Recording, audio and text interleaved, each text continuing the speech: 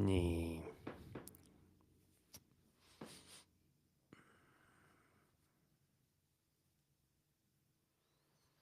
kohe oleme laivis igal pool. ja siis ma hakkan vastama küsimustele. But this time I will do it in English. And later on I will see what happened. So I have a bunch of questions today. And I'm not sure if anyone is able to see. If they are, make a comment and maybe they will reach to me. I'm through an app here, but we'll see. So I have a bunch of questions that I need to answer. So I will just start going through them. Overcoming challenges and discipline is the general topic. What do you think about multitasking? Is it good to win time in this way? I really do not believe in multitasking, and I think it's not even a matter if I believe it or not. I know that I think it's proven that a person is not able to do many things at the same time. The quality definitely will not be as good as it would. So it's not a good way of winning time. Now, sometimes you have to do multiple tasks, but you have to zoom out and do another task, zoom out and do another task. And to me, that doesn't work very well. So for me, what works is time slots and figuring out how can I do one task at a time, and then I have the best outcome. So that's how I win time. I do one task at a time. How do you fight battle fatigue? Tiredness from overworking or career staleness? I would say you do it the same way. You rest. You first of all have to understand where does it come from. Is it something that is reoccurring? Because if you are not fixing the root cause of this, or if you don't understand it, then it will not go away regardless if you take a rest or not. For example, when I was working in selling tanks, then I every summer had a very low period, I would say. And the reason for that was that I didn't have a purpose. And I didn't feel like I have a purpose. And that's why I kind of lost my ways during the summers. The resting didn't help. Going to cinema didn't help. Doing sports didn't help because I had to figure out what was my purpose. That was the problem that I had. So that's why you have to figure out what is the causation of the issue that you have. Because if you're just tired, sleeping helps. That's what sleeping is for. So you have to make sure that you understand what's the root cause. How do we ensure we can lead if the incentive structure doesn't exist? Even extreme ownership needs to be incentivized. So how do we ensure we can lead if the incentivized structure doesn't exist? You just create the structure. And if you have created the structure for yourself, then you start following it. And I'm 100% sure that this structure doesn't go against any other structure. It doesn't work against any other system. It only improves every other system as well. And through that, step by step, you can actually start incentivizing the structure yourself. How much have you seen good leadership, extreme ownership compared to average or bad leadership in percentage wise, for example? I think great leadership exists. I think great people exist. So, and sometimes what I've seen is that I've seen great people being on leadership position, but they don't have the tools to lead. But that's an easy fix. because people who has a good will to just give them tools and they are capable of changing things. So that's not an issue at all. But yeah, overall, I've seen bad leaders, but I don't know the percentage. I've never thought about it in percentages, but I would say 50-50. In reality, there are a lot of people who are really competent leading up the chain of command, and I have seen a lot of competent people in my life who hasn't been specifically a top leadership position, but they have been around the leader and they have been leading from a different angle. So I think it's just a same amount as you, I don't know, like it's a skill. So how many good basketball players you know depends on how much people practice and play basketball. In how many good hockey players you have. Like in Canada, there's a lot of them, really good players. Why? Because that's popular thing. So I would say if you go and see where leadership is popular, there are a lot of good people, and even the average level is very high because of that. What is the question you need to ask yourself every day? I think it's very simple. Why? Why am I doing it? Am I still doing the right thing? Am I doing it for the right reasons? These are the questions I ask every day, almost. Am I doing the right things? Is it worth it? Is it worth putting my time into this? Does this benefit anyone else? So these are the questions I ask. And also, one question I try to do is to put things in perspective and ask myself that is this really a huge problem? And most of the time, the problems that I have at work, they are not really problems at all. Because real problems in life are when your family gets sickness or you get sick or your health goes south. But everything else, it's just irrelevant. It really doesn't matter. It's just so small of a problem. I want to also see if we are live anywhere. I think we are not. Let's see what's happening here.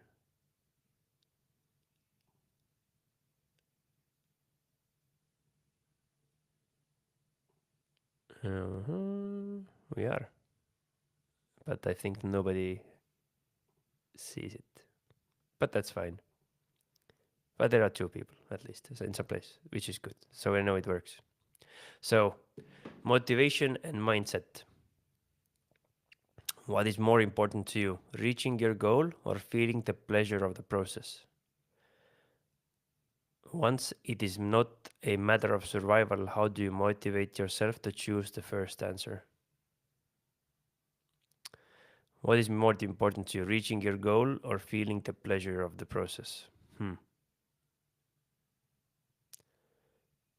I think for me, it is more, I would say it's like 60-40.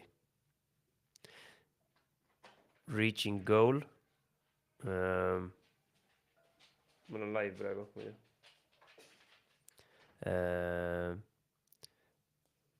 Reaching your goal. I would say I lean towards feeling pleasure from the process. 75-25. Reaching goals are good, but they really don't do much. They just the happiness of reaching a goal lasts for 5 minutes. It's useless. Reaching goals is useless to me. So I all the time try to be and have the perspective of being in the moment because that's where the magic happens. That's where I enjoy. That's where everything happens. That's where life happens. That's where when I'm looking at my baby, that's here now. Achieving a goal is awesome. You have to have goals, but the goals are not the purpose. And once it's not a matter of survival, how do you motivate yourself to choose the first answer? So I when it's not a survival mode, you have to dig really deep, and I know it very well because I operate very well when it's about survival. And how do I motivate? I don't motivate myself. I just do it because I have to. I have created myself an environment where I have no options but to execute because I know I'm otherwise lazy. So I've created a environment where I have to do the work because I know that the only thing what I can actually influence is how hard I work. And working hard is the best way of not getting into a situation where I have to start surviving again. So I remember the times when I was in the survival mode because they sucked. Even though I liked it, I like it when it sucks because everything when you're in survival mode, everything is so clear. You have to survive. And then when everything is awesome, you have to choose the same attitude and you just have to do it. Motivation is going up and away, so you can't rely on motivation.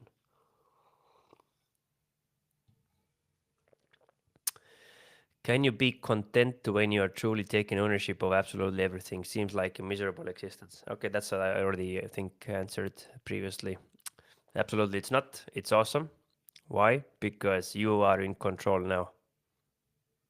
So that's why you are able to take ownership of everything that's going on. You can't change everything, but you can absolutely take ownership of things that are happening in your life, and you can start influencing them. And I don't see any negativity in it. It's only positive because you are in control now. What motivates you and motivated you to write the book? First of all, I haven't wrote the book, but I have been thinking about it. I have started with it a little bit. So, but in general, I would say what motivates me is, I mean, life is just awesome. That is what's motivating me. I am here. I'm not in a war. Bombs are not dropping on my head. I have an awesome two children. I have an awesome wife. I am doing what I want. I I'm getting better every day. I have good friends. I have good experience from life. I have bad experience from life. And I mean, what else is there? There is not much motivation needed for me because life is awesome. I understand that I am here because I have won lottery of even being a human being. And I know that there are dudes who are not here with me anymore and they can't have it. So they don't have the choice. They can't choose. So I choose to be motivated in that sense. Even though I know that you can't be motivated, you rather be disciplined. But that's what motivates me. That I am able to be in this position and I'm able to do what needs to be done. And I really enjoy what we are doing with Combat Ready. I enjoy what we do with Echelon Front. I enjoy the people who are around me. And I just enjoy life. And that's what makes me motivated, I think. How to increase self discipline? How to increase? There are many ways how to increase it. In the military, you can go to a company and people will oppose discipline on you and you will be more disciplined. Now, this is more no, not self-discipline, right? You can build an environment where the environment disciplines you. Now, that's not again self-discipline, but it is self-discipline if you decide to put yourself in those situations because of the discipline that it provides you. So you self-discipline yourself to be in the environment which disciplines you. So, but in general, how do you increase it? You just have to repeat the actions because you know what you need to do. You need to have to be able to detach from your emotions, from your ego, and have a perspective on what's important. And while you are able to take the step back, you actually understand what is the important thing to do. And then you have to just do it. You shouldn't be contemplating, is this the wrong thing, right thing? Am I doing it perfectly? You should just start doing it. While you start doing it, you will get feedback. While you get feedback, you are able to adjust, and then you do it again. And then you do it again. And then you do it again. So you just have to make it the first step. The first step is the most hardest one. I just talked with one person yesterday when he said that he had to have in one day, first time he had to do it, he had to have a conversations with people where he had to fire 7 people in one day. And he said like before the actual interviews, obviously he was worried, but in the end he aced all of them, if you can even say that. He was really good, and the actual people who they separated, there was no issues. Everything was done very smoothly, no conflicts. But first, your mind starts playing tricks that, hey, it will be difficult. But when you start doing it and you have the right preparation, it's not an issue.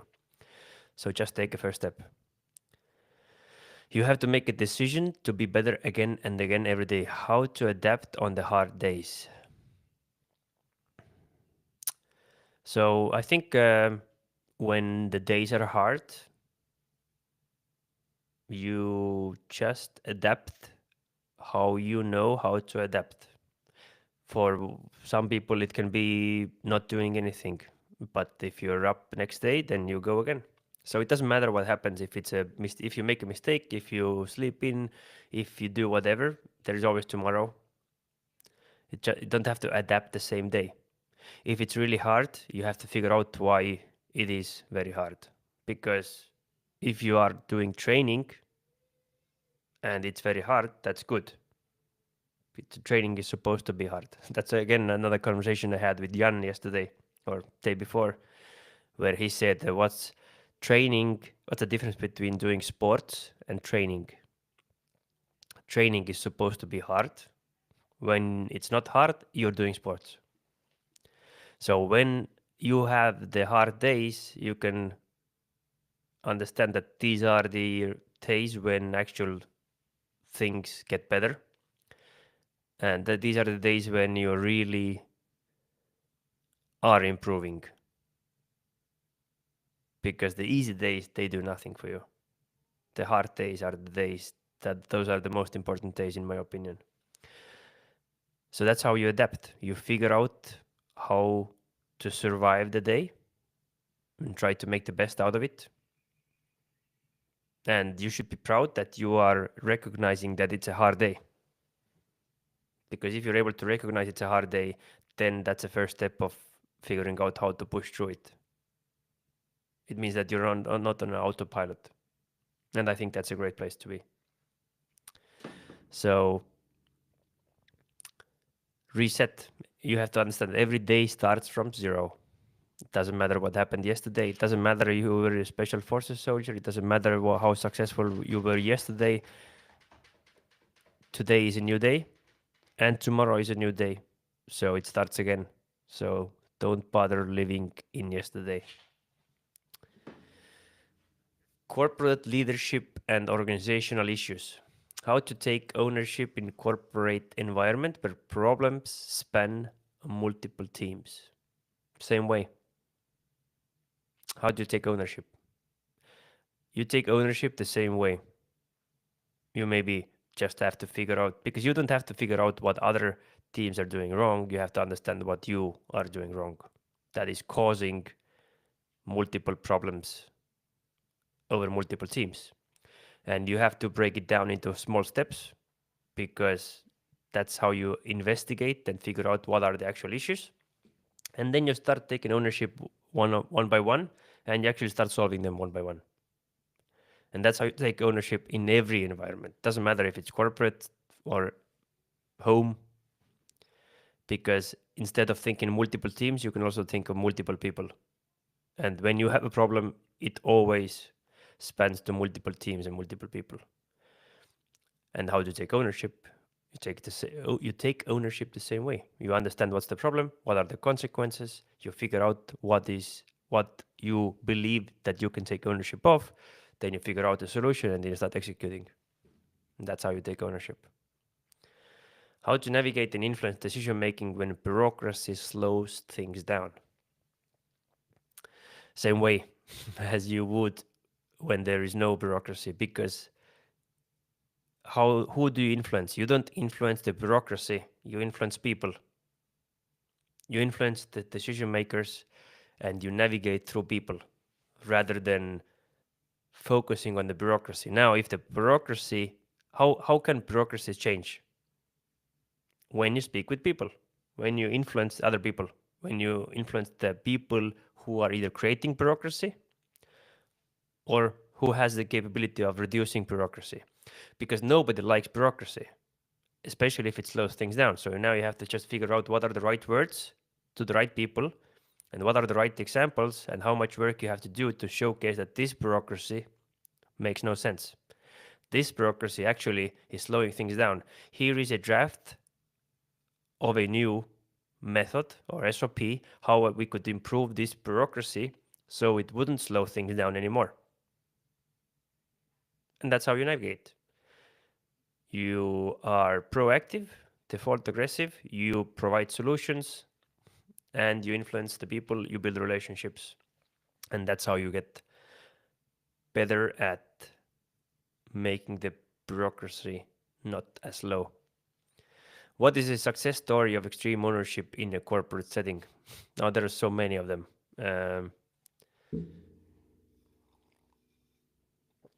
I mean, one would be combat ready. That's, I think, mostly out in the open there. If you just look at the, what is it? If you look Chaco podcast, we went over it, but there are hundreds, thousands, tens of thousands of stories how extreme ownership is successful. We have plenty of them. Where we are working with them. The main stories they just, because all of the stories they are in relation with one person, because it starts from one person. It doesn't have to be the CEO. It doesn't have to be the COO. It can be a frontline worker who just starts taking ownership, and you see the success in their eyes. You see the success in their words. You see the success that they are really starting to work as a team. And that's where it actually starts. So it starts from different places and it has different results for different people. And a lot of people, I would say, have also said that they have gotten the most out of this framework while utilizing these principles at the home. Families, relationships, raising kids, getting along with your wife. Those are the things where the most time the actual success happens. And we have stories from Estonia in the corporate setting, and we have stories from US, Europe, all over the place. IT companies, ministries, defense industry companies, kindergartens, everything. So, how can extreme ownership improve sales teams' motivation and efficiency? I would say extreme ownership doesn't improve motivation. It helps you to understand that this doesn't exist and motivation is not what you should rely on. Efficiency doesn't come from motivation. Efficiency comes from discipline. Efficiency comes from doing things and then improving, having debriefs, understanding what went right, what went wrong, what to change. And if you do that constantly, you will get better, you will get more efficient. That's how we got better in the military. That's how we get better in combat ready. That's how you get better at everything. You do things, you open up your mind, you get feedback from the environment, and then you improve. And then you repeat the cycle, and you do it over and over and over and over again.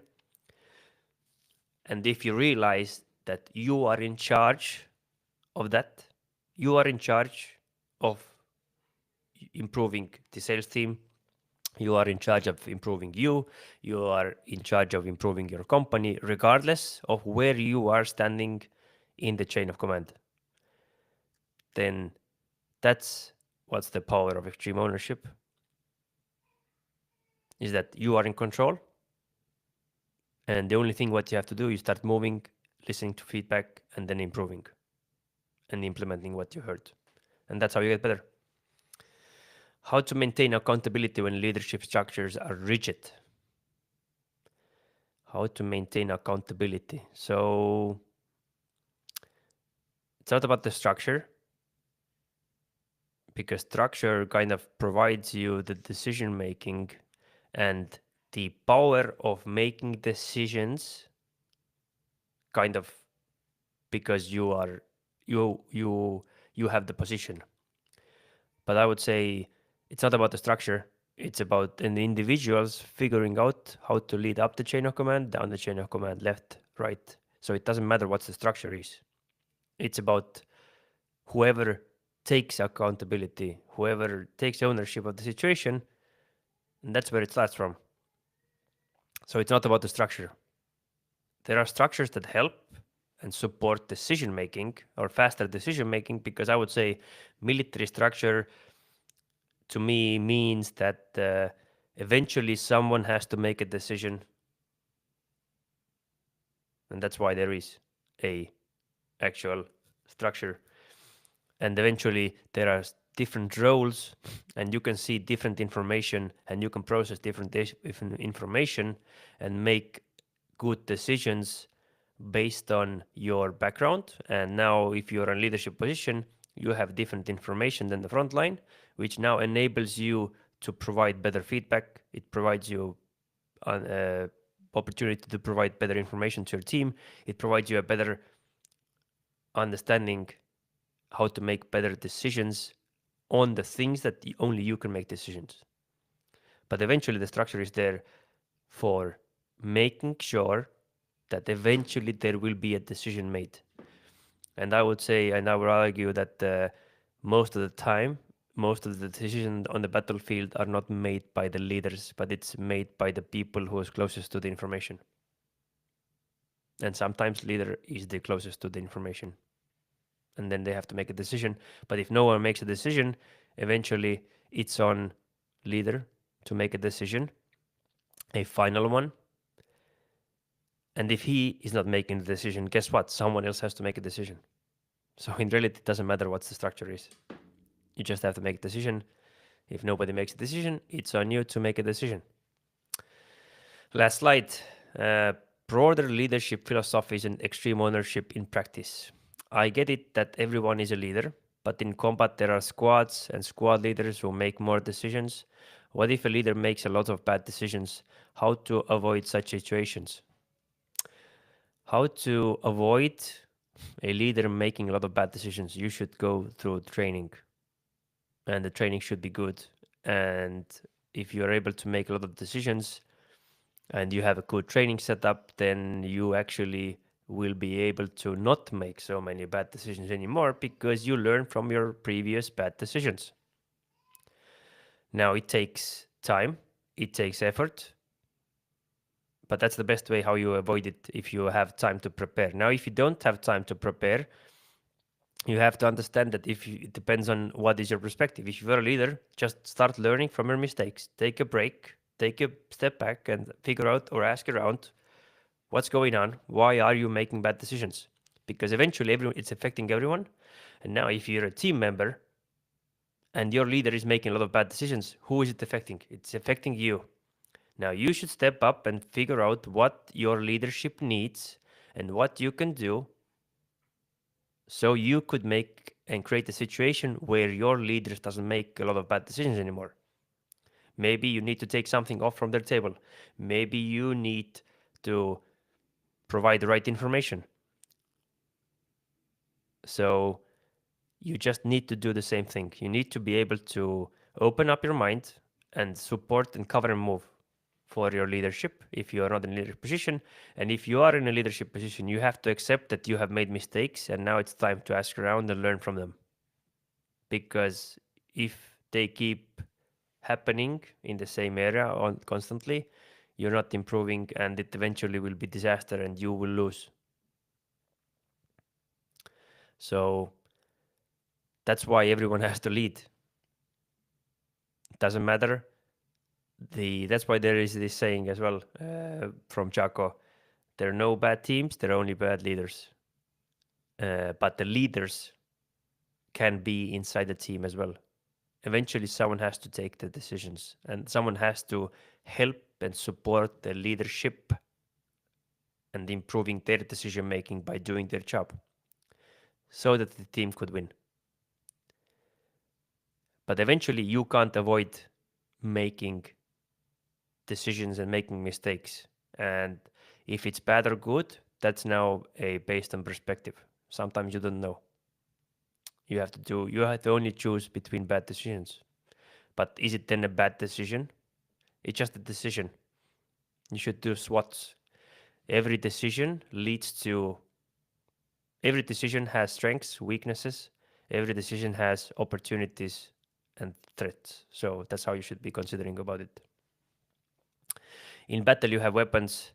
What do you use instead of weapons to shoot your enemy in civilization? I would say the best way of how to describe a weapon is your mouth. Because people are using their mouths in the same way. Like if you think about machine guns shooting a lot of rounds in a meeting, then in a meeting room, and you're hitting a lot of people, then in a meeting room, what comes out from your mouth is like a machine gun. Each of your words is a bullet. And some people are spreading it and shooting everyone and not understanding that this is friendly fire. You shouldn't be shooting at your own people.